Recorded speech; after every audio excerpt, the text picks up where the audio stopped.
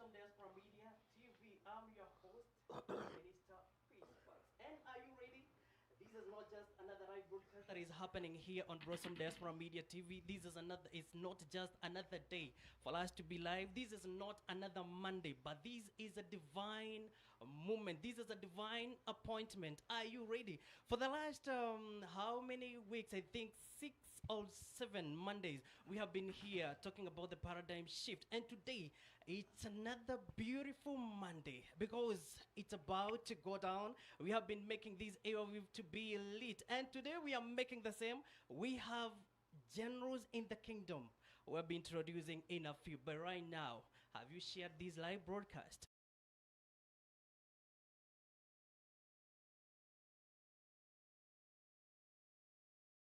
And if you have not shared this link, copy it, make it personal to you, share to your family members, share it to your friends here on Facebook, to the WhatsApp, share it across all the platforms that you're in, here on Facebook, on WhatsApp, Instagram, Monogram, everywhere, because you're the person who can make this to go viral. Because as I always say, this is worthy going viral. Now, let me introduce the generals that we have, the panel that we have. And I will start with the one and only this man, you know him. The minute he starts speaking, he makes sure that we are on fire. He is always on fire. And today, I don't know why he was so cool, but I know. The minute he gets the mic, he makes sure the airwaves are rich. And I'm talking about Apostle John K. TARUS. How are you, sir? I'm doing great. Good to see you. Good to see you too. And I believe and trust God that you have been fine. I'm doing well. I'm doing great. I'm doing fantastic. The Lord has kept to me. Yes. And I'm glad to be alive today to speak to the world. Oh, yes. Yes. Welcome so much. Let me Thank give you. this opportunity to you to say hi to our viewers as you officially invite them to be partakers of today's word. Karibu sana. Thank you, viewers. Thank you from wherever you're watching from. It has been a pleasure to always, have you with us whenever you're sharing. Today we are shifting a bit. We are moving away for a break for a week from the oneness of the church, what we've been pursuing. Oh, yeah. And last time we were here, we talked about the location of that church. So allow us today to debut, because we are a guest, friend of ours, a partner, who has come all the way from US. Oh, yes. So please receive him on our behalf. And we say welcome to Kenya, Dr. Vinny. Oh, yeah. Thank you so much. Thank you so much. That is Apostle John K. TARUS. And you already know that he is on the house. And now we have not Apostle, Dr. Bishop Daniel Kwesi in the house. How are you, sir? I'm very fine. Good to see you. I'm thankful to God. Let me give this opportunity to you to say hi to our viewers, and as you officially invite them to be partakers of today's word. Karibu sana. Asante. I'm humbled this morning Oh, yes. and evening, depending on where you are. Oh, yeah, true. We are much excited to be here. Oh, yeah. And as our brother Apostle has said, Yes, yes. we are taking a break this week, but we are shifting. As we are in a movement of shifting, Oh, we yeah, are shifting that's true. things Yeah. and the gears towards the direction the Lord, our Father, is taking us. Oh, yes. And I would like to welcome you, all our viewers, and also our followers and everyone, for in this program where we are going to be hearing Oh, yes. more of what God is doing through our guest all the way from US. Oh, yeah. He has come together to be with us. He's among us. Oh, We yes. are working together, Yeah. the global church paradigm shift, and we are seeing things shifting. You are most welcome. Be tuned. Oh, yeah. Tune in. Yeah. And your friends. Thank you. Wow. That is Dr. Bishop Daniel Kwesi. And now we have dynamic Dr. Coach Faith WARAKI with us. How are you? Good to see I'm you. very fine. Uh-huh. I'm very, very fine, Oh, yeah. Minister Peace. Yes, yes. Grateful and humbled to be here Oh, yeah. in the next couple of steps that we are taking in the paradigm shift Oh, yeah. conversations. And being here at Blossom Diaspora Media Oh, yes. is always a moment Oh, yeah. to lick up that I am blossoming. Oh, yeah. The world is blossoming. Kenya is blossoming. Yeah. And this team that talks about paradigm shift Yes. is blossoming. Wow. So we are here for the good news Oh, yes. of God's grace in our next steps Oh, yes. in the paradigm shift conversations. Good to see you. My And we are pleasure so to much see you. humbled to see you. Thank you. And now, Pleasure. that is Dr. Coach Faith Walaki. We have another new face in the house. Oh yeah, she will be introducing herself. I don't know why she look like she's familiar, but I'll get to know that. That is Dr. Caroline WANGECI. Karibu sana. Wow, Mhm. thank you so much. Oh yeah, Peace. yes. You are a man of peace indeed. Thank you. Yeah, Ambassador Dr. Caroline WANGECI, Mm-hmm. and it's a great honor to be here at Blossom Diaspora Media. Oh yeah. Yes, we are on Blossom vibes. Mhm. We are vibing Blossom all round, Oh yes. and I'm looking forward for this conversation. Mhm. It's a great conversation, Yeah. and I like the minds Oh yes. in the house today, Mhm. and I'm ready to dive into the discussion of the Oh, hour. yeah. God bless you. Thank you. That is Dr. Caroline WANGECI. And now, let me give this opportunity again to Dr. Daniel Kwesi to be the one introducing our guest all the way from United States of America. That is Dr. VENNY COCHRAN. Amen. Thank you, Mr. Peace. Honorable. Yes. We are happy once again to be here, Oh yeah. and we are honored. We are in a family. Oh We yes. have been sharing about the oneness of the body of Jesus Christ. Oh yes. All of us who are born again, Mhm. we have been baptized into the body of Jesus. Oh yes. So, and Jesus is the head of the body. Oh yeah. So we have one of our family members. Mhm. He stays from far from us, Yeah. but our father decided today we Mhm. be together with him, Oh yes. Dr. VENNY. We have a mission Oh yeah. and a journey together. The rest of our lives when we are here in this world. Oh yes. And this journey that God began, we never began it. Oh yes. Yes, this movement we never began. It was begun by God. Oh, yeah. And we are happy to be partakers. Mhm. And we know what God has begun, Oh, nobody yes. can stop it. Mhm. Nobody can stop it. Oh, So yeah, we know this movement is unstoppable. Oh yeah. And the work that the Lord has called us to do, Oh yes. we will achieve it. The goals God wants to achieve through us is going to achieve. Oh yeah. So I'm happy, and now I would like to welcome and the entire team here in Kenya. We welcome yeah. our brother in the house Oh yes. to share with us Uh-huh. that which God has put in his life, and he has been working. You know, I'm just holding myself not to say what he does because I want to hear from his heart. Oh yes. He has been doing amazing work in America, Yeah. dealing with the youth and young parents and a lot of work he does. But now we want to hear from his mouth. Wow. Thank you. Welcome, Dr. VENNY. Thank you, thank you, thank you, thank you. Good morning, good afternoon, good evening, depending on where you are in the world. I am ecstatically blessed to be here, not just in the motherland, but here in the room with these amazing leaders. Oh yeah. I will tell you, if you can hear the sound of my voice right now, you need to call somebody, wake somebody up, stomp your feet, wave your hands, tell them to get on their computers, their phones, or what have you, so that they can listen to what's going to go down in this room today. You know, as we discuss something that's very important, and I think Kenya is going to lead the way, you know, in this. And once it's done, and once everyone sees that this can be done here in Kenya, it will be a movement that I believe will spread across the entire world. And that is, you know, how do we bridge that gap between our young and our old? You know, how do we make sure that everybody can be part of this global church paradigm shift that is going to take place between nations across the world? And again, I believe it's going to start right here in Kenya. Oh yeah. Wow. Hey, wonderful. That is Dr. VENNY COCHRAN, all the way from United States of America. So again, that is why I always tell you, you are able to connect with us from wherever you are. Imagine today, we are so much humbled, honored to have our brother from United States of America. And now, today's topic, we are starting there, bridging the gap. And we are talking about the pastor's guide to raise the next generation. I think that is where the point where we are starting. And what I can ask you is kindly take a pen, be expectant, and be ready to reason. This is a topic that you're supposed to call your pastor, your parent, and whatever person you know that he is or she is supposed to reason to this.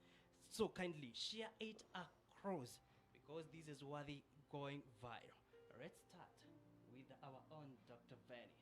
COCHRAN, karibu sana. All right, so here we go. And I guess I want to start off with, I believe in order to change a generation, we as leaders have to be willing to change. Yeah. We have our young people out there all across the world, and I did a little research. You know, in the United States, our youth make up about 13% of our population.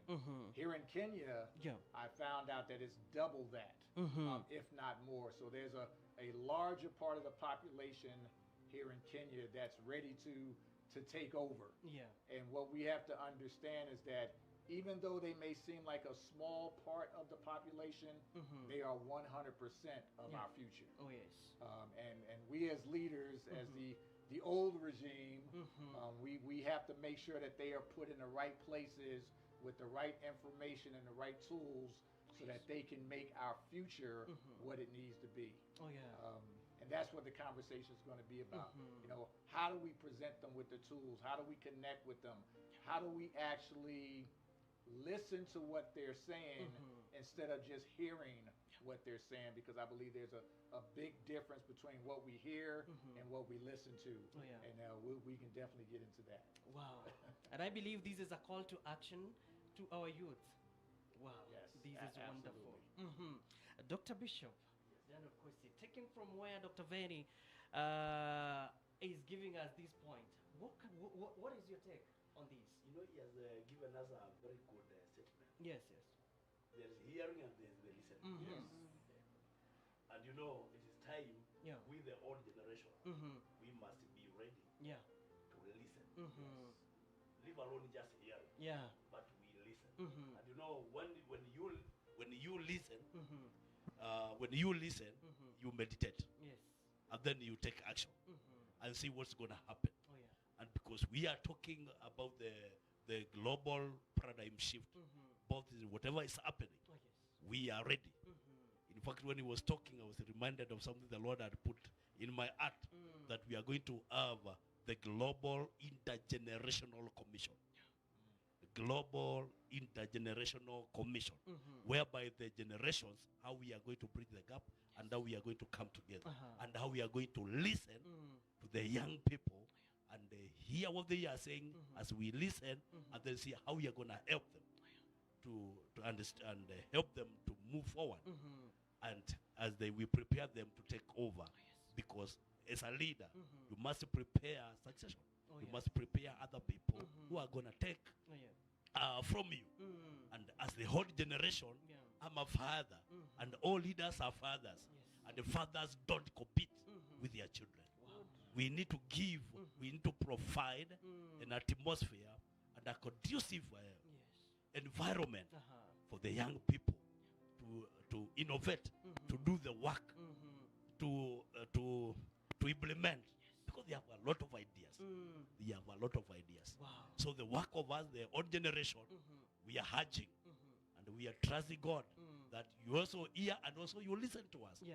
As we are saying, we need to give space to the young people. Wow. We listen to them. Wow, that is wonderful. Dr. Faith, taking from and laying, we are just laying a foundation of this bridging gap. Yeah. What is your take? Yeah, my take is that once you listen, you have a choice to react or to respond. Because if you react, you will react without looking at the solution and not also taking into consideration the proposals from our young people or from the ones that are hand holding them. So, and at this juncture, all what we are trying to say, that a moment for responding has come. We have done all these reactions, but it is the high time that we responded with a lot of sanity and soberness, understanding that the response that we will do will make all the difference in the conversations. Yeah. Because we are the ones on the other side of the table listening. True. Because there's a difference between reacting and responding. Oh yeah, true. That's why I stopped that. Yeah. Yeah. Wow. There is the difference taking from there, we have Dr. Caroline Wangeci. What is your take on this? This is very interesting because I'm an apostolic midwife, and as a midwife, you know, these are generation. These are young people that are coming in. How do we transition them? Like what Bishop is talking about, the transition, the global, interglobal transition. How do we have to involve them. We have to include them. Because yes, we understand we are fathers and mothers. We understand that we are leaders. We've been here. And these are people that are coming. Yes, maybe they have a different way of thinking. They have a different version. But we have been there. But what they see is not how we see it. So we need to involve them. We need to include them and work with them so that what needs correction, we can be able to correct it. And what we need to adapt into the system, we adapt. And in that way, it becomes a win-win. But when we want to dominate them, we want to command, we want to like rule over, then that is where there is a reaction. And so I am very happy that we have fathers in the house. And we are going to deliberate on this matter. And I'm glad if there is a youth there in the house, call them up. The Gen Zs, call them up. Let them listen to this conversation. Let them respond also. We are here for an interactive discussion. Wow. Thank you so much. That is wonderful. And now, Apostle John K. Tarus, what do you say about this?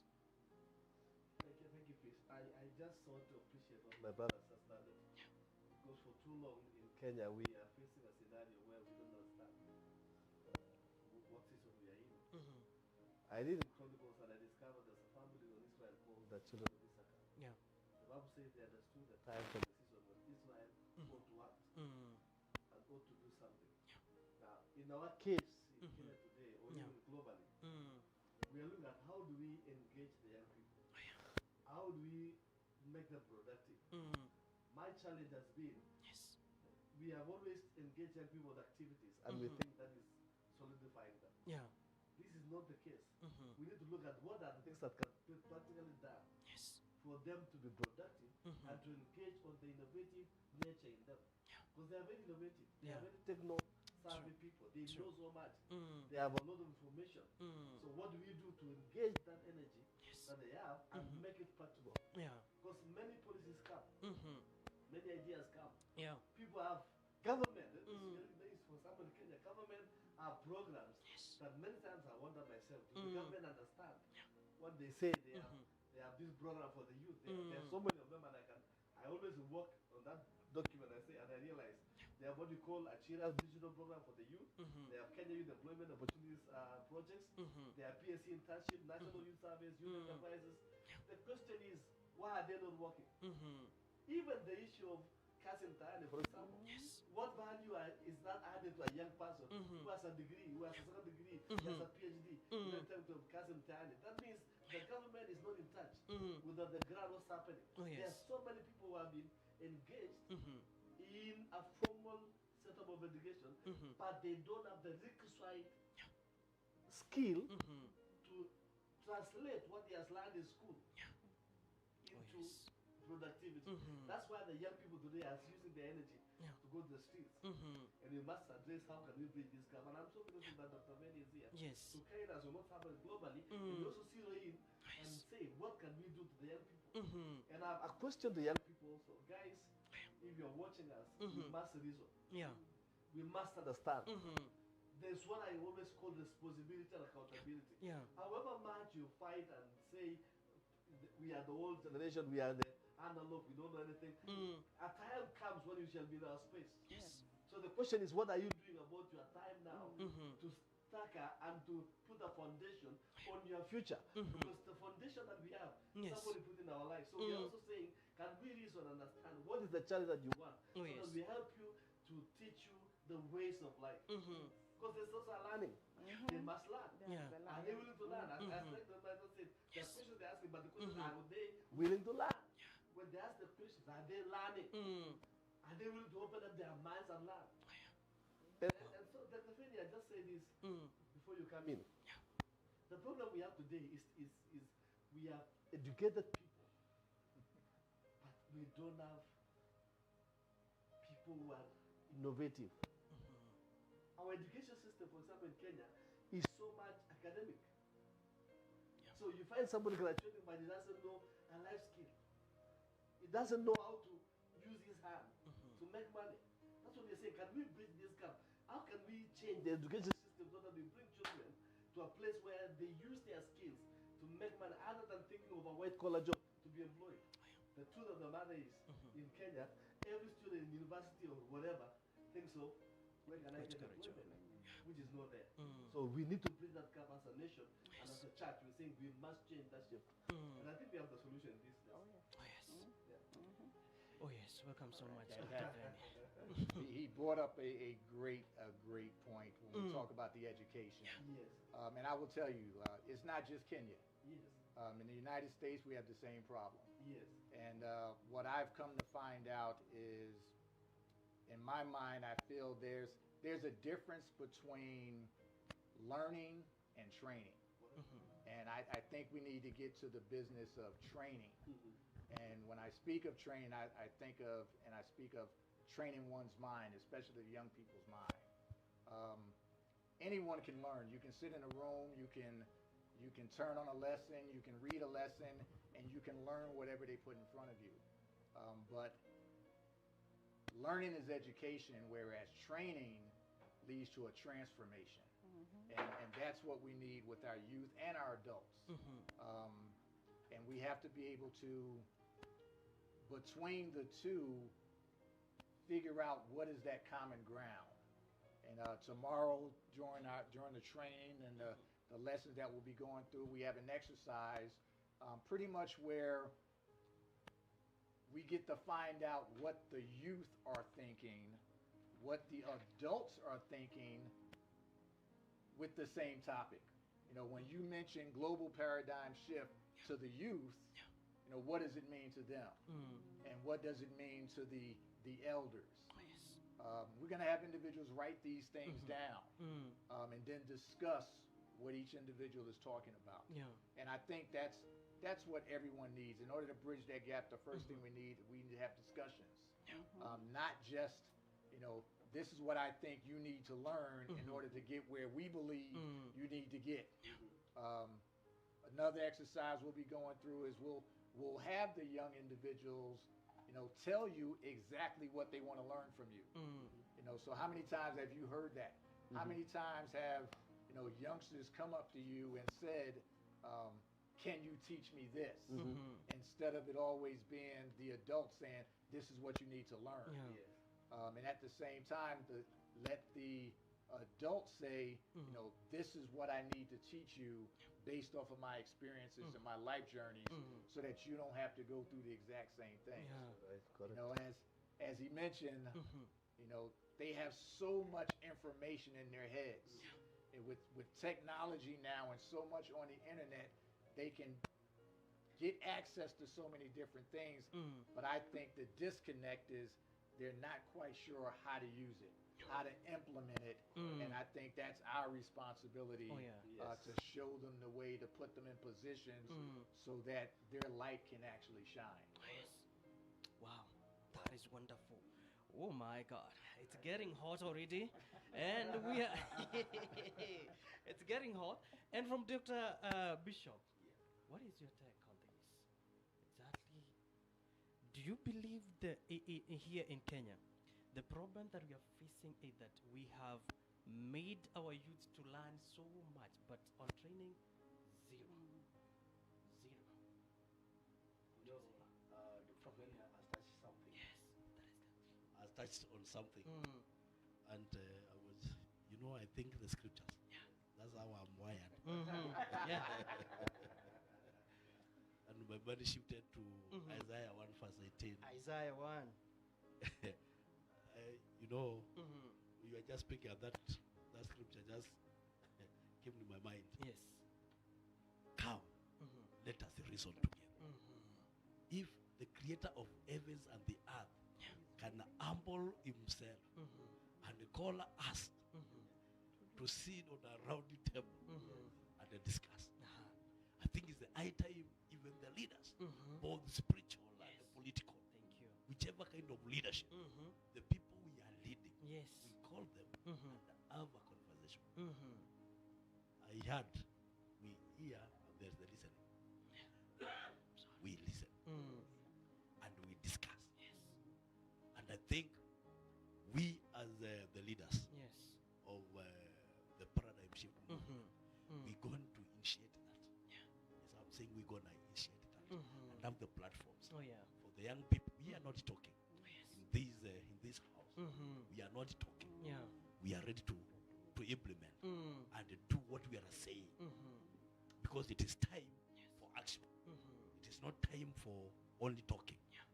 We work no Oh words. yes. Yes, that's what I can take. Mhm. That point is very clear. Mhm. Discussion. Let's listen to them. Mm. Let's hear what they have. Yeah. And because we have been around, Mhm. we help them. Yes. This one can be done this way, Mhm. in a loving manner. Yeah. Loving our children Mhm. with love. Oh yes. Not with the pride. Mhm. Not with I am old. Mm. I'm over 60 years. Mhm. I've been around more than you. Uh-huh. Don't threaten them. Mm. Let's not threaten the young people. Mhm. We have been around for many years, but now in their space, Mm. they have AI, they have the technology, Yes. and that's we handle. Mm. So we have to change.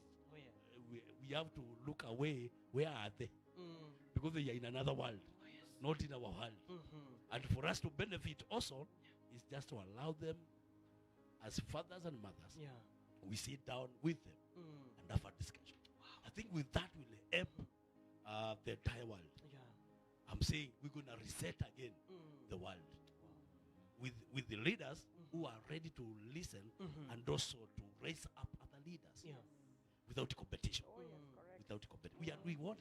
I cannot compete with my son. Yeah. No. True. I cannot compete with my children. Mm. If they know, they know. Yeah. Yes. You know, let me share something. Mhm. You remember the other time we were here, my phone was busy behaving. Yeah. You remember you tried? Yes. We asked more whatever was happening. And you know, within a fraction of a second, when I reached home, my son, I told him my phone, I cannot operate it. Within a few seconds, it was sorted. And daddy, kitu kidogo. Yeah. And and even his phone also was misbehaving. I told him there's somebody somewhere. Yeah. Can you talk to him? He was sorted. On for the phone. Wow.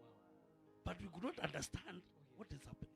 So what we are saying is we allow discussion. We allow a dialogue. But this one, with love, I'm emphasizing Oh yeah. with the command of our Lord, love. Wow. You know, when you love, you'll allow. Oh yes. Yes, but not show who you are and your age. Yeah. Thank you. Wow. That is wonderful. Yes. I want to say something. Yes, Apostle. You know, the issue we are talking about here is in the world today, there's a world of scarcity. Scarcity has brought challenges of young people to a place where they ask themselves, what can I do? Right? Yeah. You look at the capital issues that we start at businesses, for example, Yes. they are not there. There are no space for even land to do agriculture. Yeah. In some places, Kenya is almost a third in terms of where we only do proper farming is a third. Yeah. The rest of the places, added areas, it's satellite source places. So how do we engage? And if you look at the map of Kenya alone, it's along the southern part of Kenya where we do farming. Yeah. Well, and that's why everybody's concentrated in Kenya. And we are saying we are feeding the nation from one side of the country. So that scarcity is making our youthful people who are also educated even to know this time to say, what am I going to do? Now my question would be, Yes. and I would really wish government could prioritize issues and come up with a serious discussion in terms of how do we diversify from all these things. And we go, Israel today, for example. Israel is a desert, but they are doing exports in terms of food. Oh yeah. Why? They embrace irrigation. Why can we not do the same in Kenya? We have floods. Floods are killing us. We should be able reservoirs, to store water, but the government is not doing it. The government of the day is not doing anything to see how can we make our young people to appreciate agriculture. When you told a young man today about agriculture, he said, no, I can't go to do that work. I have long age.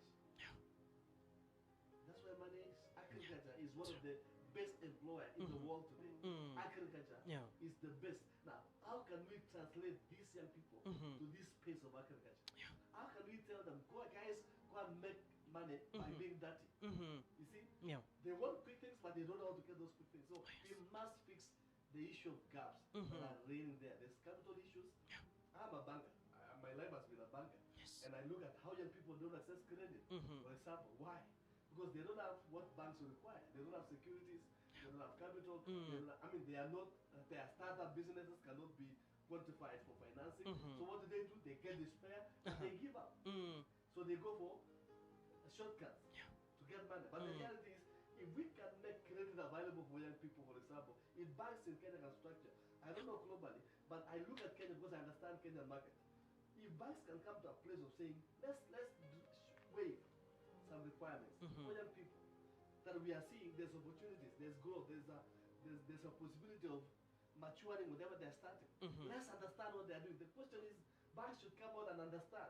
We should move away from the old version of banking and come to a place of understand what are these guys doing that we can facilitate their accelerated growth. To me, that's what I'm looking at, so that we bridge this gap quickly.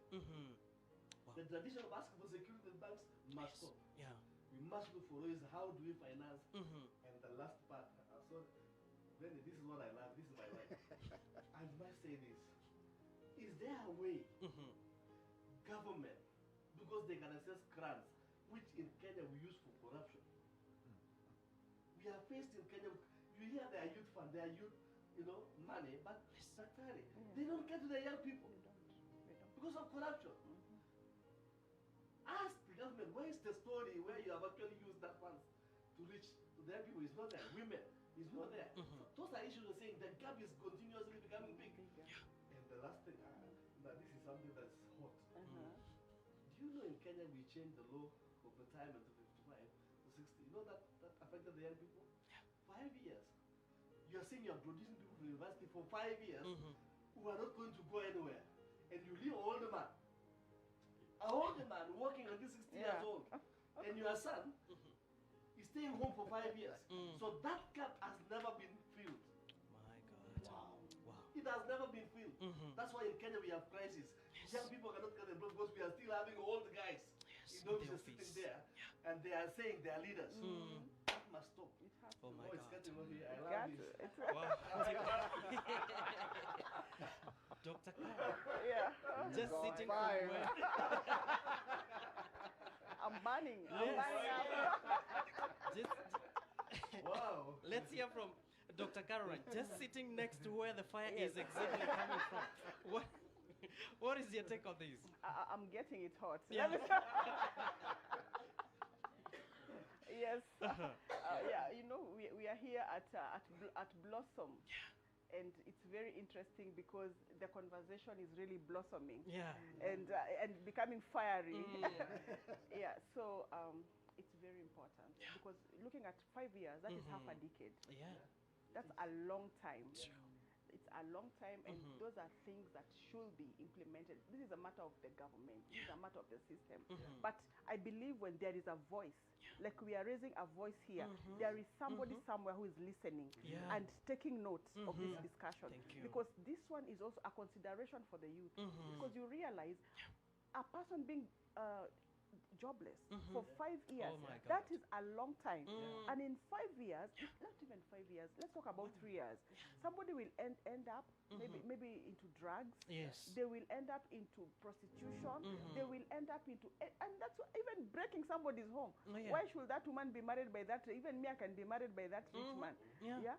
So it's all about the systems. And if we can have a system that is also accommodating the youth, the Gen Zs, then I believe we are all going to be peaceful. Because you have seen what has happened. Yes. When these people riot, ask the parents who have no peace. Oh, yes. You have no peace even if it's your child. You don't know whether he'll come back in the evening. Oh, You yeah. don't know whether he'll be shot. You don't know whether he'll be killed. Oh, yes. So it is very important for the system to be tweaked in a way that it favors. Oh, yes. And if it can go back to 55, and I believe it should even go to 40. Even let's say 50 or 45, because I believe once you are there, you are at that age between 40 and 50, you have already identified your retirement plans. Yeah. You know what I'd love to do when yes. I reach Wow. 45, Mhm. when I'm 50, I know what, because of course probably, even if it's for the late parents, because you realize for the career parents, they start parenthood in 30s. Yeah. So when you are talking about 50, that is perfect. Yeah. I think that is perfect for us all. And it's very also important to induct them, to induct the youth, even when they are in high school. Oh, yes. Let them start doing those, they're called what? When they close school, they should be doing jobs. Yeah. Let us have, not only for the universities, even high school, they should be, it's like they call it internship, where they can go and do some jobs and learn and also get money. And in this money, when they get money early, they are able to budget it. Because you realize when somebody has been jobless for 5 years, the moment he gets money, their head blows up. Because he's not seeing such kind of money, and you find that they can even do stuff that they even die. They don't even enjoy that job. So it is very important that we implement facilities and also in the jobs where we can have teenagers come and work. When they close school, we have teenagers who are going to do filing for us. We have teenagers who are going to do data collection for us. Right now, they are all doing, they are in tech. Seriously. You talk about something, you find your child, my child, because I have a daughter who is 9 years. You mentioned something, immediately they've gone to Google. They found the meaning of that word. They're even teaching you what you've just told them. So these are very bright minds. And we have to see how we engage these minds early in life. Otherwise, we are going to, these are bright minds. It's an army. And if this army, this energy is not tricked properly, it will be destructive. Yeah. My God. Dr. Faith, taking from where? Taking from the fire, friends. Yeah. You know, it's the high time we encouraged intergenerational collaboration. The time is perfect. So that we can be able to bring in slowly this generation into understanding, do we even have the capacity to accommodate them in the spaces that we are telling them that they can come in? So that if we take our pens and our papers down and write during the intergenerational collaborative sessions, we'll be able to even know, do we even have the capacity to actually bring them on board on the other side of the table? So that we can start improving our systems and our structures to support their needs. And also borrow a guiding plan from the nations that are already gone ahead. Look at what China is doing. They have a whole structure and a system in their schools for hands-on skills. Hands-on skills, which they start from a very, very, very young age. And I looked at the CBC curriculum and I was a little bit encouraged by how it had started. Because again, if we are only looking at the gaps that are there with the structures and not looking at the good things that are there, maybe if we categorize the hands-on skill structures that are in the CBC system, part of the intergenerational collaboration discussions would be actually held by the structures that are already in our schools. So that we do not look like we've brought something totally new that is not familiar to the people who we are addressing. Because if we are not addressing the generation that is already in schools, and we already have a challenge with the generation that has already left schools, so we are already looking at another quagmire as we go forward. True.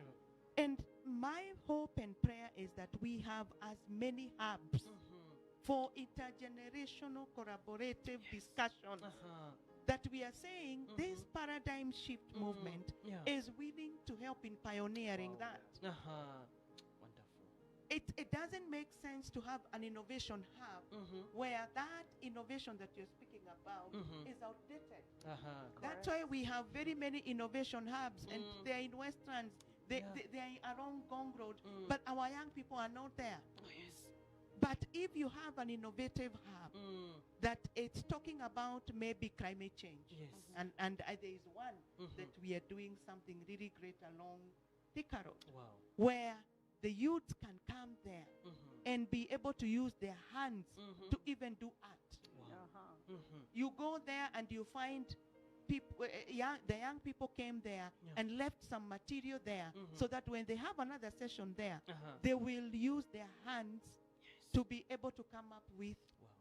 And the time has come where we need to think about monetizing the skills of our youths. How can we support them to monetize their skills so that they are not only thinking about these, they are no longer white collar jobs. Yeah. We are talking about green collar jobs. So how can we help them in understanding that you have a skill Oh, yes. that if you are held by a mentor who is in that space, if you go through the mentorship and the coaching sessions in tech and STEM, in collaborative with what is happening globally, you might be able to monetize this skill. And that's where I agree with my brother, that some of these structures within the bank system will come in to support our youth that way. But who is initiating this conversation? So that's why we are sitting here in Blossom, Diaspora Media TV, saying we're going to blossom up Correct. from where we are to be able to tell our children there is hope. Yeah, we are willing to have collaborative intergenerational discussions so that we can also see. We are saying we can't hear you or we are not willing to listen to you, but do we even have the capacity? Even if we listen to you, do we have the capacity to actually accommodate you in the spaces that you also want to come? Or you will come there and find actually there's nothing for you again, and then we are back on the streets. Thank you. My God. Thank you so much, Doctor. Wow. It's hot. Wow. It's getting hot. And so many great points. So many amazing points. When we talk about banking and allowing our kids to get that first foot in the door, Oh, yes. so that they can begin doing things. We talk about the education and the training piece. Yes. Go to school during the day, and in the evening when you got off, you worked a couple hours at designated places. The program I was fortunate enough to be in, because you had to have good grades, you went to school a week, and the next week you worked a week. So realistically, you were in school half the time. You still had the same amount of work that you had to get done. So it made you, want to get your work done so that you can get to that job the next week and make some money. So it was a give and take. They fed you the carrot. Yes, you can have this job and you can have the opportunity to make this money, but you're going to have to do double the work in school because you're only there half the time. So it's a way to, get, if you can get the businesses on board to hire these youngsters, there's an incentive for them to not only, seek a job, but also to get good grades in school. So it works out for them, and it definitely worked out for me. I was very fortunate to work at a law firm, and for a time I thought I wanted to be a lawyer until I really realized how much work they really do. And I said, this is not for me. They were going to pay me to go to law school, and I said, this is not something I really want to do. And I think we all believe and we all know that, whatever your plan is, God has a bigger plan for you. He has a better plan for you. And from there, I thought I wanted to be a police officer. Again, God showed me that I didn't need to be a police officer, but at the same time, due to some instances where right after I graduated high school, I was shot. I was shot during a drive-by, and that changed the trajectory of my life because after getting shot, I joined the military. And what was only supposed to be a 4-year enlistment when I went into the military turned out to be a 30-year career. Wow. And like I said, I wanted to join the police department, but joining the United States Marine Corps at 18 years old, I didn't know at the time that they considered the Marine Corps America's 911. So in essence, I still joined the police force, but on a bigger scale. So I think God put me in a position to do the thing that I said I wanted to do, but He had bigger plans for me. You know, I thought again it was going to be 4 years. It turned into 30 years. And all of those lessons that I learned in that 30 years, all the leadership that I had, both good and bad, put me on the path to where I am now, to where I can share those experiences with the youth and show them the ups and the downs I had, the good and the bad, and give them another way to look at things, because I believe there's a disconnect when it comes to the vision of our youth and the wisdom that we have as adults. And we have to figure out a way to merge their vision with our wisdom. And again, that's where it comes back to those conversations. Sitting down, not speaking to be heard, but speaking so that they can truly understand what it is that you have to offer them. You know, I'm getting excited with the conversation, and I'm wired on solutions. The way God has wired me is when there's a problem, what can the solution be? And I'm hearing some things, a paradigm shift from a color white job to what? To a green. A paradigm shift from yes. You know, I'm hearing something else when you are discussing these. You see, when our young people are applying for jobs, there is a space, 5 years experience, 10 years experience. And a young man has passed, he has the papers from the university. He has never gotten a space where he can, yes. So this experience, where will they get this experience? And then what you have just touched, what you have touched about, you are in school, you have given a space To work. So before you finish, like already you that. have some experience. Yes. Whereby you can also, let's say, yes, I have an experience. I've been working for 5 years while in school. Can that one be implemented in our country? In Kenya, in East Africa, in Africa? I think the paradigm shift, the global paradigm shift, we should initiate. We should go forward and make our voice heard by those who are in the leadership. Yes, we need to create this space and also see. You have touched something else that has blessed me. Instead of adding people, just reduce the age, reduce the years. So that whoever is getting a job will know I have limited time. So there's no way of going around wasting and because my years of work. Because this extension, that's why we have many guys who are very old and they want to go for the young girls to have a second wife or third wife because the money is there. The money is there. Yeah, the money is there. So we have to reduce so that they can also think. Yes. I love that. The issue here is, I read somewhere that time is a teacher. Time is a Oh, teacher. yes. It's a classroom. And at times that teacher accused the students. Can you imagine a teacher who accused the student? What are we saying? We are talking about if you do not use time well. I like what my brother said. It turned to 4 to 30. You get it? 4 to 30. I'm sure he's satisfied with what he did in those 30 years. Yeah. Now there's somebody else who is not satisfied, who does not know why am I here? Because time is running, but doesn't know why he's there. Oh, yes. So you find somebody at 60 years, he wants to start farming At 60 years. at 60 years. He wants to open a shop, That's a should- job. start a business. He wants to start a business. Tell me, how long will that person How do that long? business? Oh my God. Number one, he doesn't know how to do farming. No. Yes. Number two, he doesn't have the capacity. Mhm. Number three, he's aging. Yes. His memory is losing. And that's why we are saying, let people live at 50 years. Yes. Oh yeah. 50 is good. Because when you live at 50, you have Yeah. 10 years to plan for 50 years. Oh, Yes. yeah.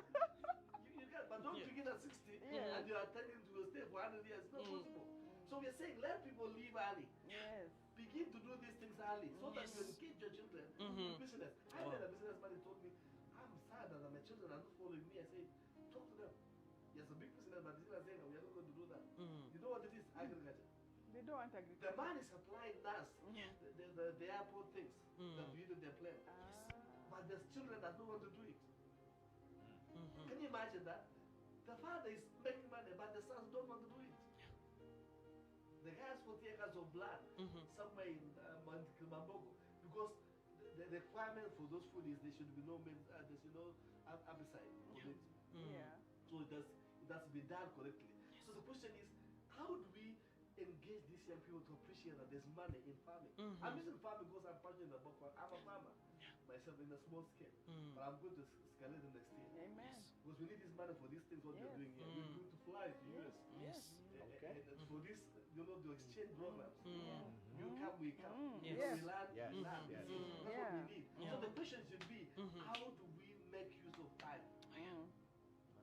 Time is going. Time is going.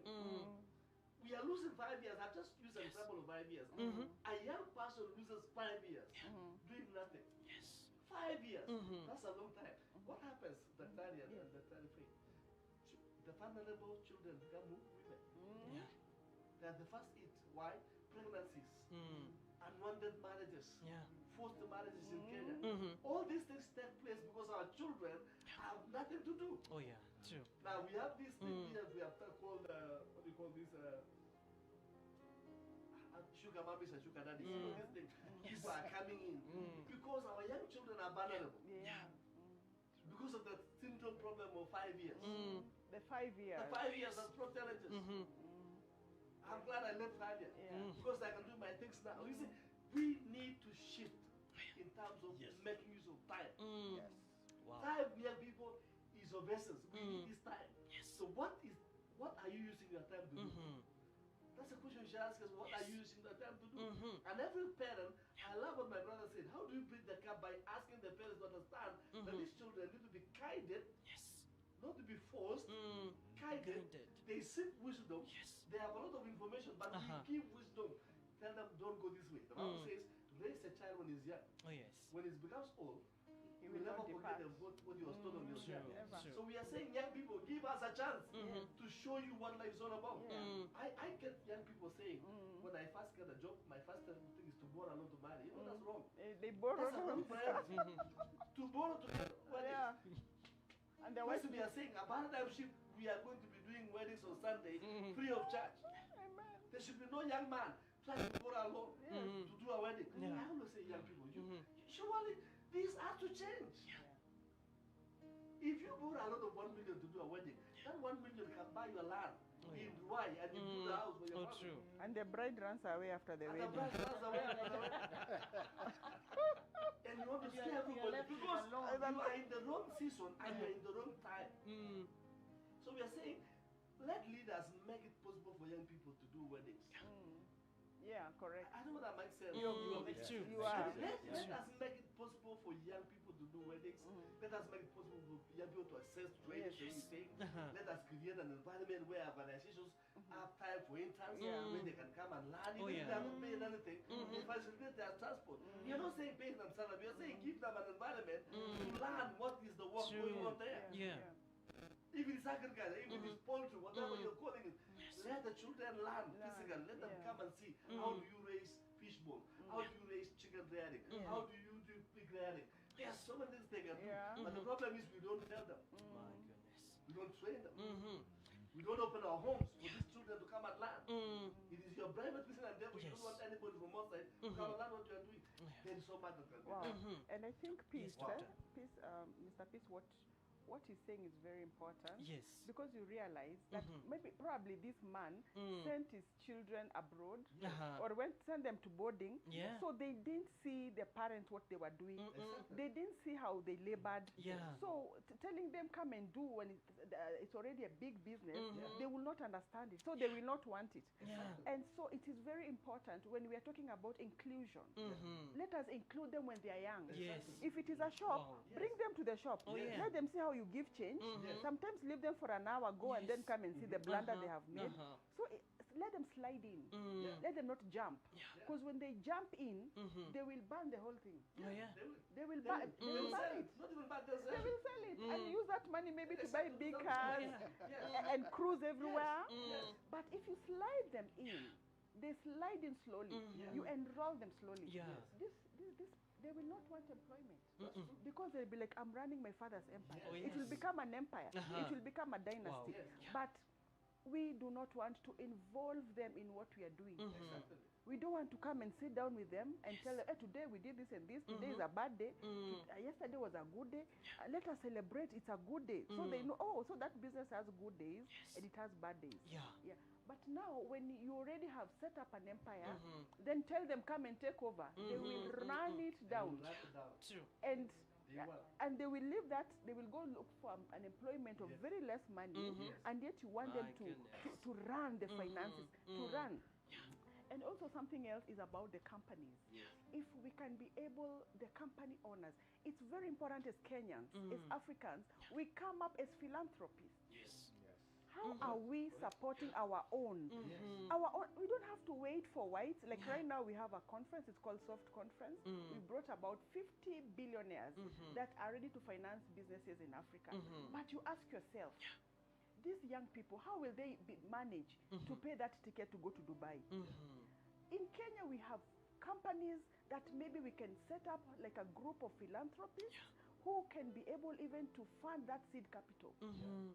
Yeah, Wow. we can be able even to fund, and once they are big enough, they can pay that 3,000 to go to Dubai. True. They can be able to go to various countries where there are these summits and these conferences. Yeah, sure. They are called investment conferences. It's a very big conference, and we have people living here in Kenya. I'm also going there, Mhm. but who are they targeting? The people who will come are great. The people who already have made it, who can afford. But how about our youth who have the innovation? But if the companies we have here locally, we can be able to look at bright children. Yeah. Can we take those bright children to schools? Can we work with them? Can we encourage innovation and support that innovation? Then we are good to go. But right now you find that that aspect is not there. We are waiting for a white man philanthropist. We are waiting for a billionaire somewhere. But you as a millionaire, you can support somebody with 100,000, with 20,000. Some of them, they just come and say, we only want 20K to start. We want a soup business. Yeah. We want them to run business to sell to boys. They don't want to sell Mira. They want, but Awana, they don't get. And like what our friend was talking about, he's been in the bank for many years. Yeah. I visited him in the bank. The bank, you will have to show something. You have to show, you cannot just get money for free. You have to show your account. Maybe you've never saved. But there are people out there with ideas. They have innovation, but they have nobody to finance it. And so we are calling upon Kenyans, Africans, to support our own Africans, because we are in the era of the mother. The mother, it's the rising of the mother, which is Africa. So let us support our own. We can be able to do it. Yeah. Yes. So she brings something that's very interesting. I did analysis of the guys who were on the streets. Can you imagine? Our brothers, the Muslims, are on the streets. They are not. What? No child or Muslim is in the streets. Our brothers, please tell us what you do with your children so that they don't go to the streets. Because the ones who are on the streets are not, they are doing their businesses. They're in the businesses. So what happened to the children of the kingdom? Dr. Venny, what happened to the children of the kingdom? Why isn't it in the streets? It's a, I call it a conundrum. What is It's- please explain to us. I think one of the key things is, and I think it's been brought up already, is showing the youth Yes. something that they haven't seen. Yeah. Because I believe that once the mind expands, it will not contract. No, no. So once they see Yes. something different, and you get them out there to see what it really looks like, as you said, to farm a land, Yes. and what can be on that land, Yes. and how they can take what's on that land Yes. and make money from it. if they never saw it, they're not going to be interested in it if you're just telling them. They have to be able to see it, and then they'll get the vision. And once they get the vision, they'll catch the fire. But you have to put them in these spaces that they've never been in before. What we've been able to do in the United States with the program that we're part of, we take underprivileged kids into what we would call simple places, but they've never been there. And you see their eyes light up. We took kids into a restaurant who have never been into a restaurant before. And it's a buffet style where you can go get all the food that you want. And that was foreign to them. You mean, I got this plate of fish, but I tasted it, I don't really like it, and you're telling me I can go back and get anything else I want? That blew their mind. The unfortunate thing was, they come back from that experience, and now they're in their homes where they didn't get to experience this, and they're somewhat looking for it now. But the good thing about it is, because they're looking for it now, their minds are starting to figure out, how can I go get it? And because their minds are in that space, I believe the Lord is going to provide that next step for them. Because once that seed has been planted, all they have to do is do a little bit of the work. You don't have to do all the work. You do a little bit of the work, and the rest will be laid before you. I also go back to, again, we talk about children so much, and I'm not one to quote scripture, but there are some things that jump out to me, and it goes on the lines of, until yet again we become like children, we will not be allowed into the kingdom. And I look at that as, when you're a young child, you're at your purest. You're at, you're where you can absorb the most of everything, and nothing that you see in your mind is false. Nothing that you see, and there's nothing you can't do as a child. So I believe, in a sense, what that verse is telling us is, we have to get back to that point where whatever we believe in, we can make happen. As we progress as young kids, that innocence gets stripped away. And sometimes it's the parents. Sometimes it's the schools that do it. Sometimes it's the church that does it. And we're not doing it maliciously. We're doing it because that's what we were taught to do. So these kids come up, and that innocence that they had has been stripped away. The dream that they were born with, the thing that they were called to do, was stripped away because society told them, well, this is what you need to do. You need to go to school. You need to get the education so that you can get this job. But we didn't tell them that those jobs are not going to be available for them. So we have to lock into these youngsters when they're very young, find out what they're dreaming about, and then encourage them to keep dreaming and foster those dreams for them. I have a nephew who, when he was very young, all he wanted to do was put Legos together. All day long, you buy him a Lego set, he clicked these things together, and he would make these, instead of pushing them in a direction that we wanted him to go in. Of course, there were times when I wanted to tell him, put that video game down. Because that's what I was taught. Get outside and play. But, we seen something that he really loved doing, and we kind of just fostered that. And now, again, he became a computer engineer. He's working in the field that he loves. And I think that's what we have to do. We have to encourage them, first, to dream, and then second, to help them foster the dream that they have as children. Because I believe that's what God put in them at that very young age, so that they can see it as clear as possible. And I really want to agree with what Dr. Venny has just said. And again, we are saying we are pioneering a different paradigm shift on conversations. because we need to be able to have platforms where we understand the interests of our youth, their visions, so that even when we are connecting them with our wisdom, we are aligning with their expectations. Because we can have that wisdom in our own understanding, but it is not aligning with their visions. It is not aligning with their expectations. And that's why they are quick to brush the older generation off. Because, yes, you have wisdom, I agree, as a young person, but is it aligning with my vision, what I see? Are you able a little bit to put on my shoe on this other end and understand my vision? So that when you are giving me your wisdom, it is aligning with the vision.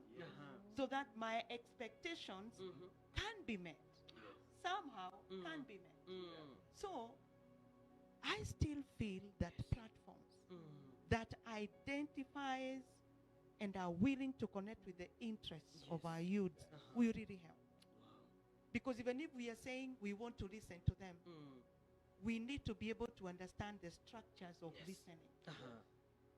What are their interests? What are their visions?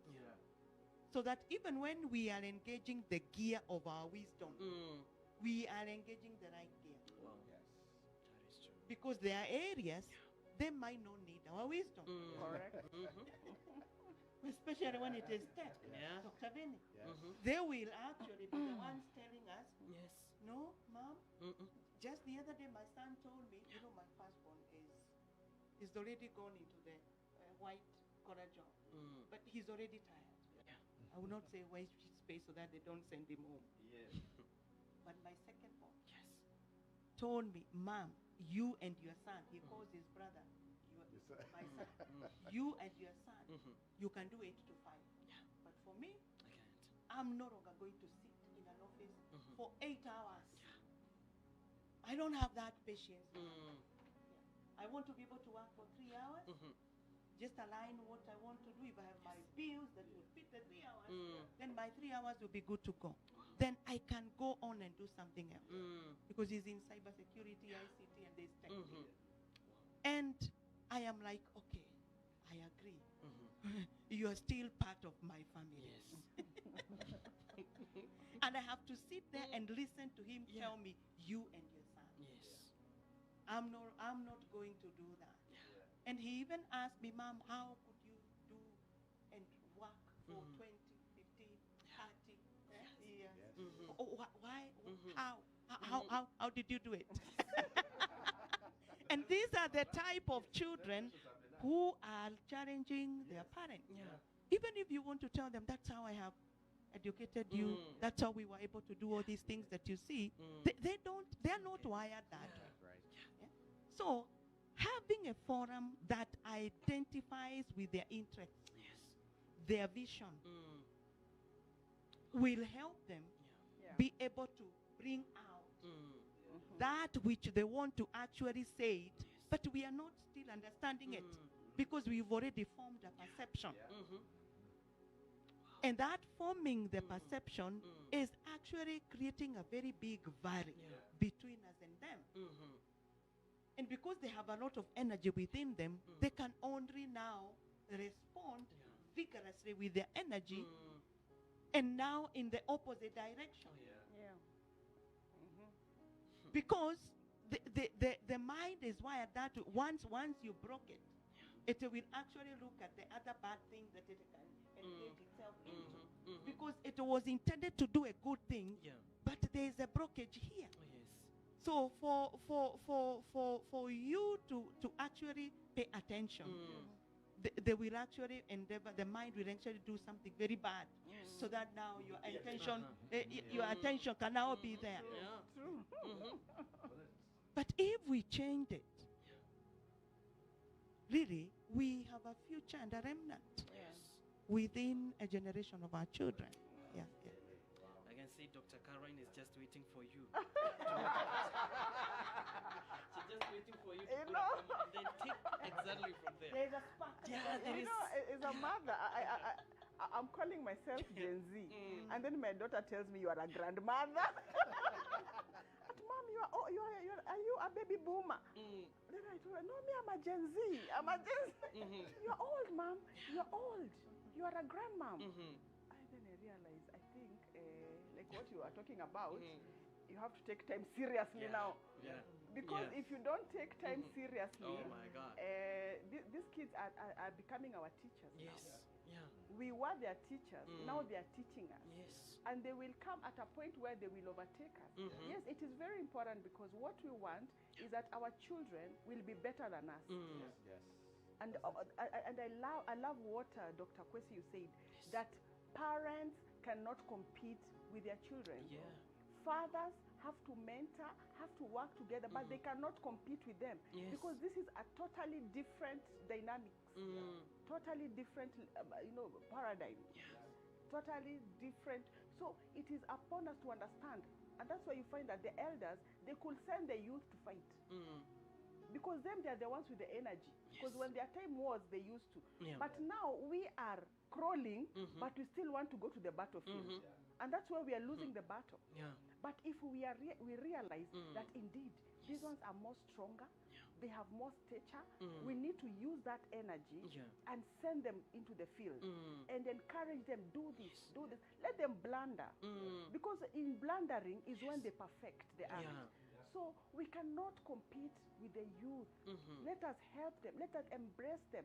Let us, even in fact what you're talking about, the funding for the youth should be much bigger. Yes. Because we have to give, we are not encouraging mistakes, but we have to give room for mistakes. Oh, yeah, Because true. mistakes have to be there. Yeah. But at the same time, there is that aspect of excellence. Through training, Yes. and now we need to understand this generation is talking a lot about money. Money. But money has been here. Money has been around even before they were born. Yeah. But then what we need to do is expose them to that money. Yeah. Then they will be able to understand and to learn how to become custodians and how to make, because you realize that with small money they can do so many things. That's why, they can, because their brains, you hear what the son is saying, just 3 hours, give me 3 hours, and I'll do wonders. The rest leave it to me, I'll know what I want to do. It's called multiplication. It's called acceleration. Acceleration, oh my goodness. It's called multiplication. It's called acceleration. Acceleration. They want speed, they want speed. Yes. So, yes, go on.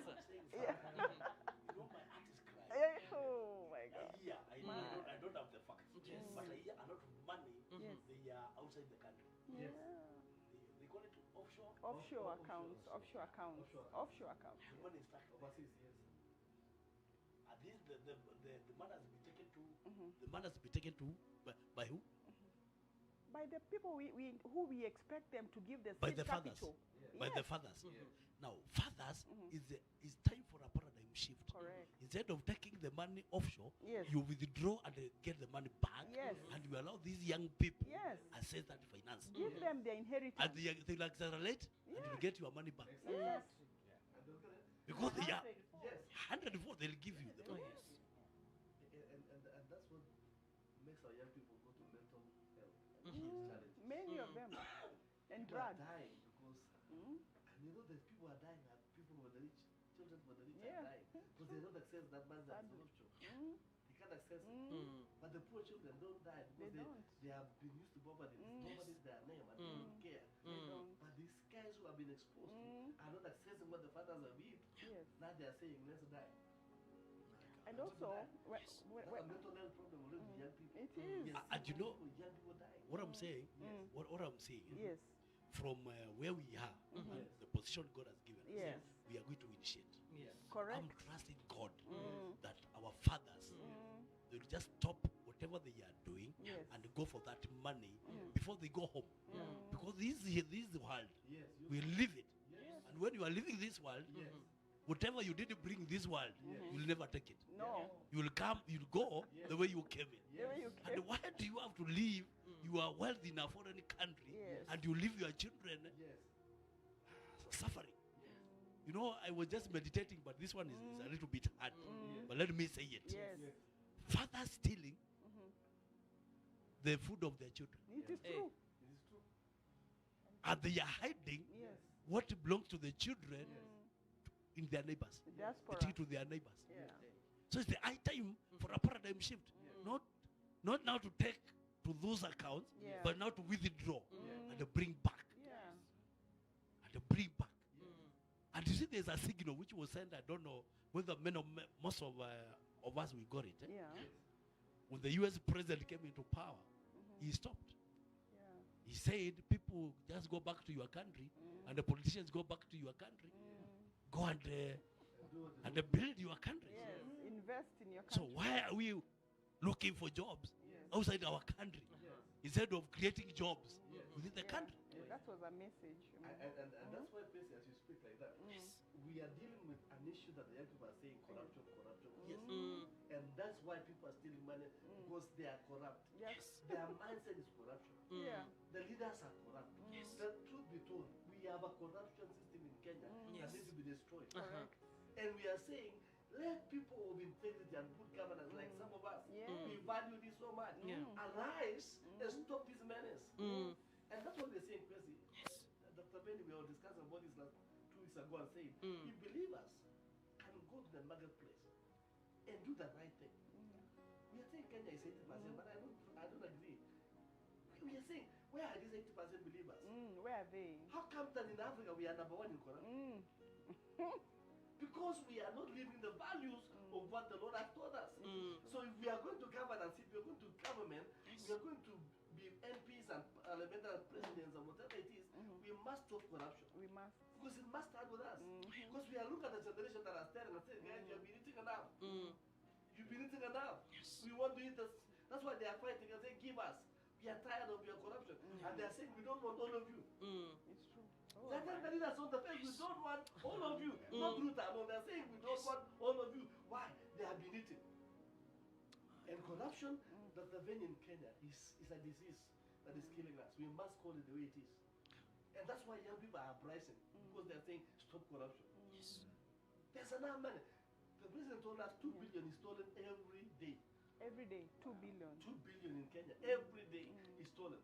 2 billion, my brother, can incubate.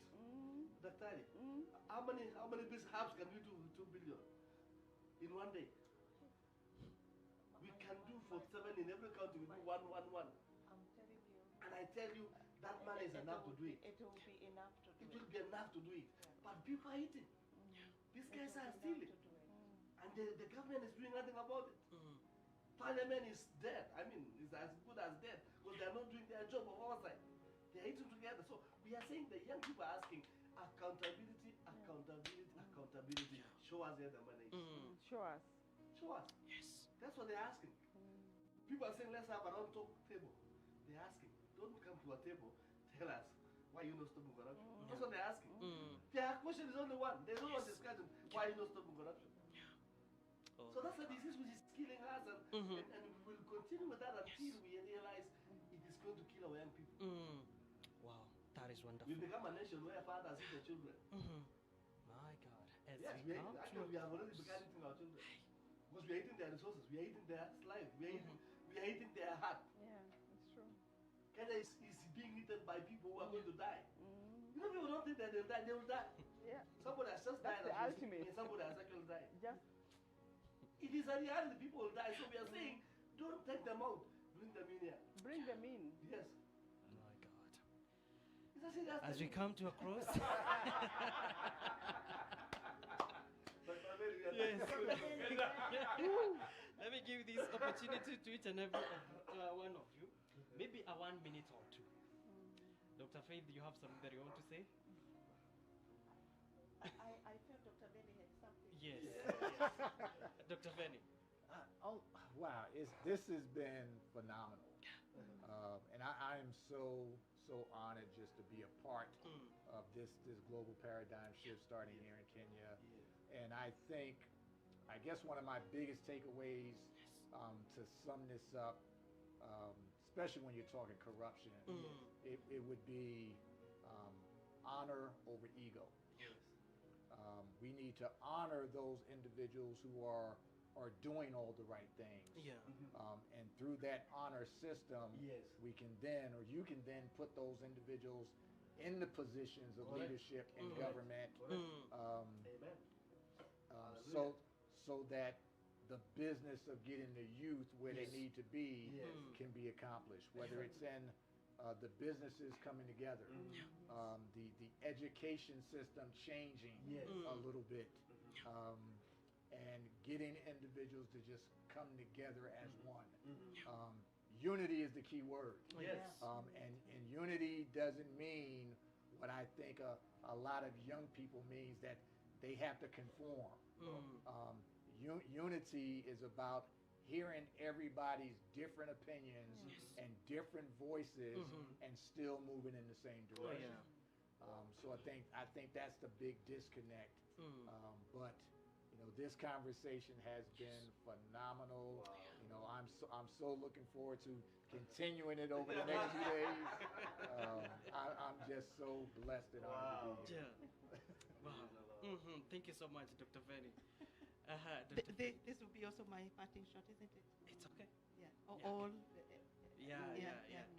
Sure. I think I would say it's really, really a great, great honor to have a platform under Blossom Diaspora Media to actually address what is happening not only locally but across Africa, internationally.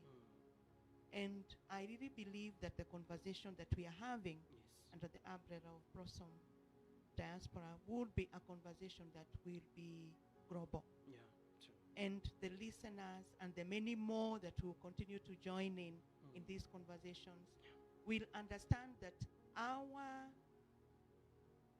push in the whole quagmire of what is happening is to change the mindset of the leaders, of the champions, of honor and civility. And being able to bring on board men and women who understand what honor, what civility means, and what it all means to be able to be sober-minded, in that you can sit down and listen. Oh, yeah. Because the culture of honor is thrown to the dogs. Oh, yes. The culture of civility is thrown to the dogs. Our young people even don't understand honor, because the people who they honored most are the ones who are actually putting them on the table to eat them. They become the meals of the people they honor. But we still have a remnant of honorable men and women who understand that we have a new generation.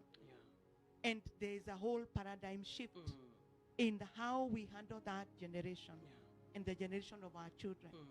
And I believe as we move on, the whole paradigm shift with the structures that are being laid and have been laid, we will be able to see a whole dynamic of a people who are sitting down soberly in those spaces where there are chaos, misunderstanding, and the ability of not listening to one another, who have been honored not only locally but globally, who have been certified that they are honorable men and women who can bring in a culture that is not there, introduce it, so that even on these tables, we have the culture of honor, dignity, integrity, being cultivated in the minds of our youth, so that even when they will be on the other side of the table as leaders, they will be able to take their mantles seriously and do it well.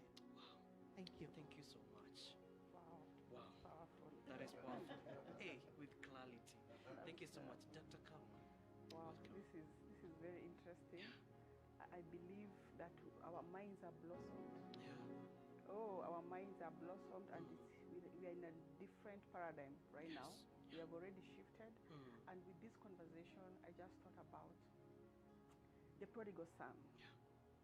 This son, if I can be asked, I'd choose to be the prodigal son. But what the prodigal son, the father never did. My grandfather used to come and visit me at Rema. Thank you so Thank much, you so Dr. much. Caroline. And thank you so much for that timely and urgent comment that you have just made. Thank you. It's awesome. Dr. John Carey, tell us.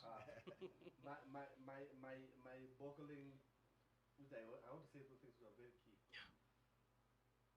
And Dr. Vinny, we have a plan that we are working on saying, how can we tap into cooperative movements? Yeah. People are not saving. People don't have a culture, they don't understand the culture of saving. Yeah. And of late, I've begun thinking, how can we educate young people to learn how to save? Saving, you can save even a shilling, $1 a day. It's possible. Because when you save your own money, it is what you use in the future to build your empire. And I've come up with a strategy. I've been going around training on SACCO, which I believe SACCOs will provide a solution banks cannot give. Because banks cannot do what SACCOs do, so we must move people to save. And then they borrow what they have saved.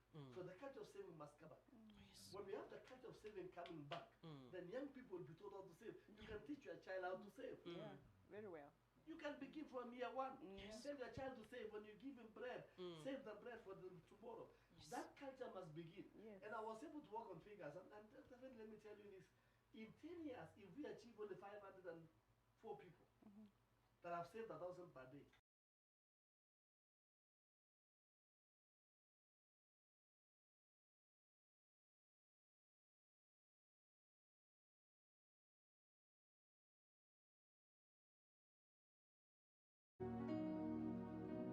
young people to come to us and tell them save 1,000.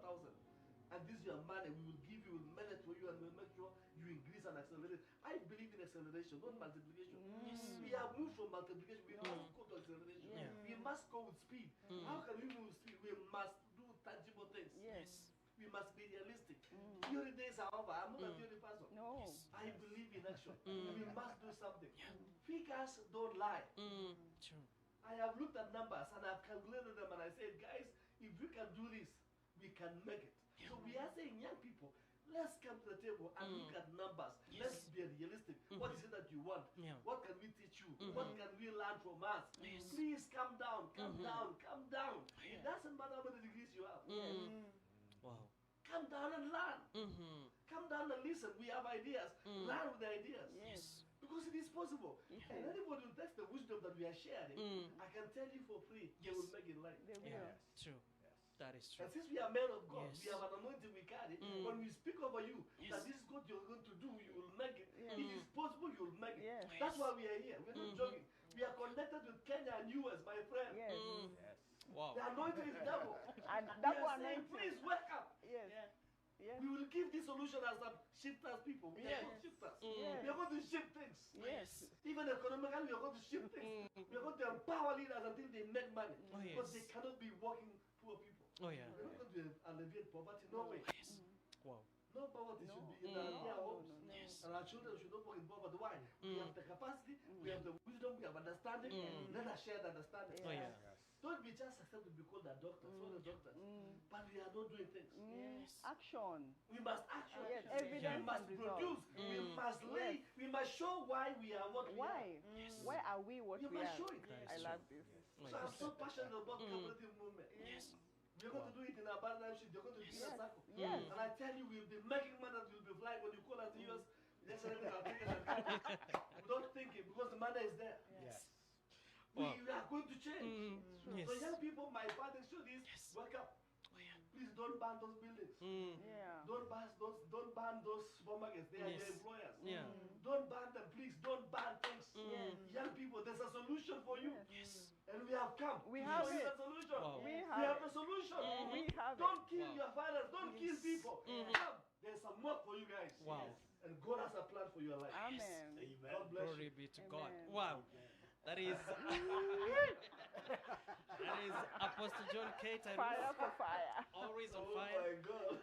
Always on fire. And I can tell you, if you cannot get the point that Apostle John K. Tarus want to deliver, unless you There's have a problem. Thank you so much, sir. And Dr. Bishop Daniel Kwesi. Oh, wow. Welcome, sir. I'm so excited. I'm so excited. And when my brother Apostle, we have been used to in this bench. Yeah. Yes. You know what I'm thinking? Yes, sir. Please tell us. Tell us. There is a global outcry, Yes. and it is in record. All the nations of the world, Yes. there is corruption. It's true. People, they know they have been cheated. A lot of lies have gone Yeah. around. And I'm reminded, you see, I'm also an apostle Yes. by Yes, calling. you are. Yeah. I know. Yeah. There was a guy, very corrupt. Yes. He cheated. Yes. He lied. By the name Zacchaeus. By the name Zacchaeus. And the people were offended. Yes. People cried. Most of the families, they went angry. The youth of that time, they didn't have jobs because of Zacchaeus.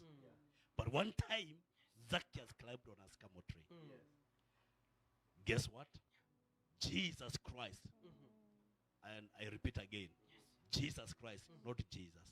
Because we have a different Jesus who is being taught all over the world. Jesus Christ has never been taught. People are hearing about another Jesus. But the Jesus Christ whom we know, Yes. who has saved us and delivered us, he told Zacchaeus, Yes. Calm Calm down. Ah. I'm going to your house. Yes. And when they went into that fellowship, Zacchaeus came out with a testimony, saying, what I have taken, whatever I have heaped, I'm returning to you. I'm going to share. I want to call our youth in the entire globe. No protest, no demonstration. We want Jesus, full of grace and truth, just to talk to the Zacchaeus of this world today. Zacchaeus, they don't need demonstration. They need Jesus Christ, full of grace. And the grace saves. Grace delivers. In our country, Kenya, we don't need demonstration. We don't need to protest. People to protest on the road. But I want to tell you, it's time for a paradigm shift from protesting to purpose. And we as the global church paradigm shift, we are ready to work with you. We are ready to have conversations. We are ready to listen to you. And we hear your wisdom. I mean, we hear what you have and the ideas. And we share our wisdom. You are blessed wherever you are. We are in touch. We are available. We are reachable. You can get us wherever we are. And we are ready to walk. We are ready to have a voice of reason in Kenya, in the entire world, in all the globe. I'm looking forward as an ambassador. The word, not to see people demonstrating, but people manifesting. Christ in them, God of heaven, people happen. I mean, things happen in their lives. And also want to talk to the boomers. Yes, baby boomers.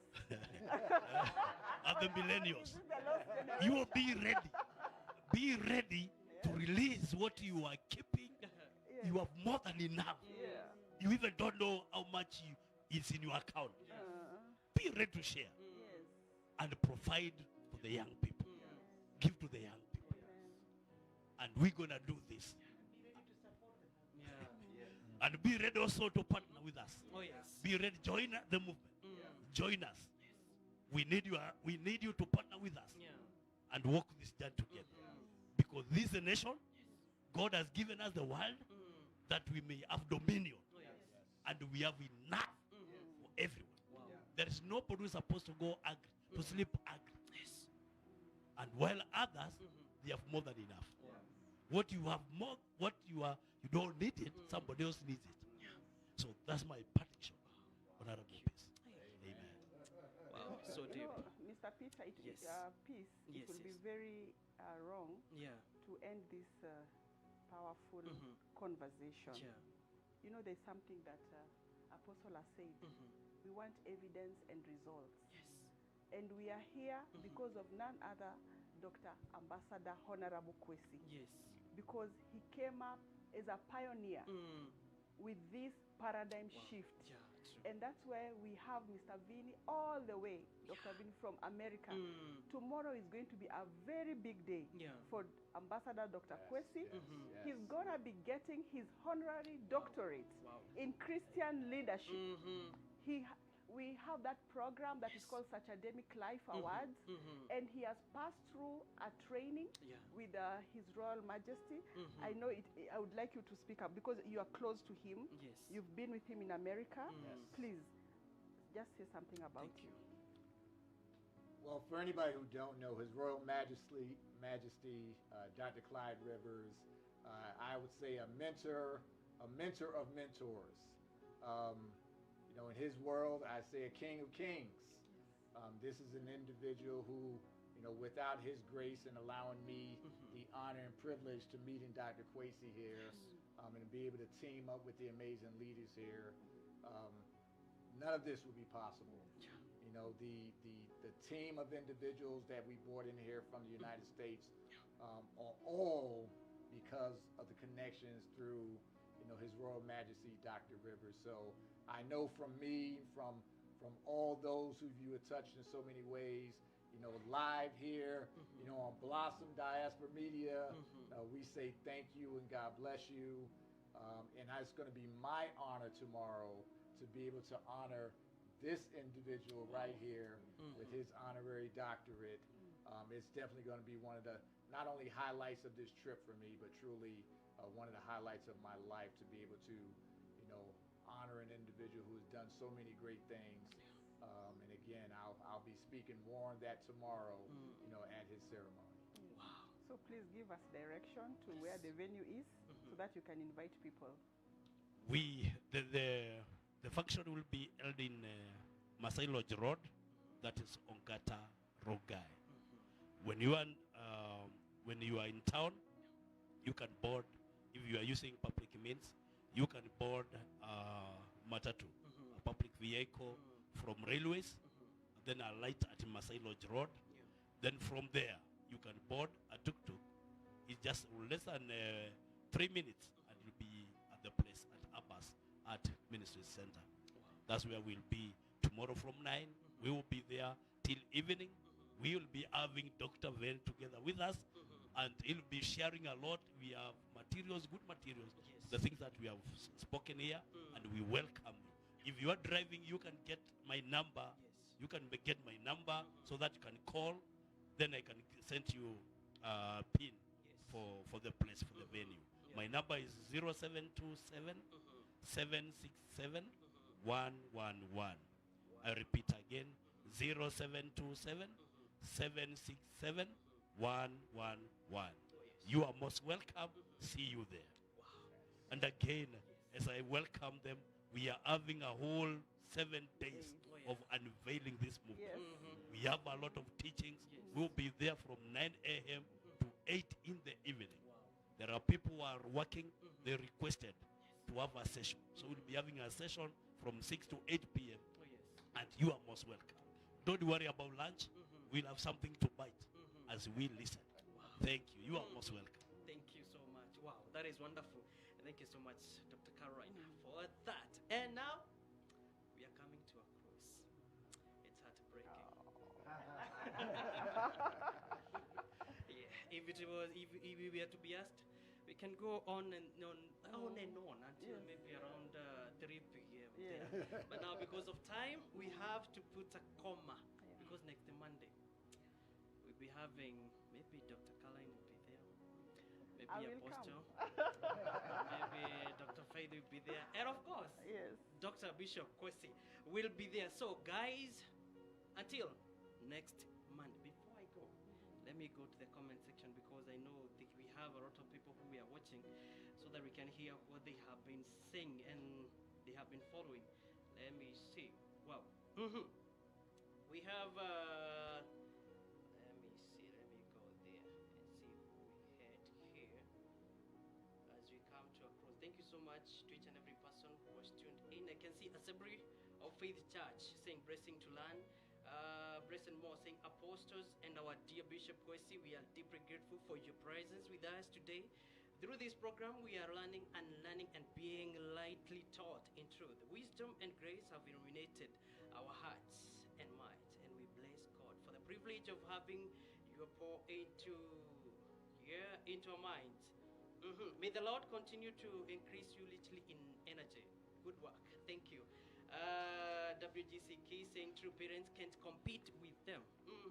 Young people are not just the future, they are the now. We need more platforms that speak truth, demand accountability, and inspire the next generation to. Blossom Diaspora Media, testifying to the good news of God's grace.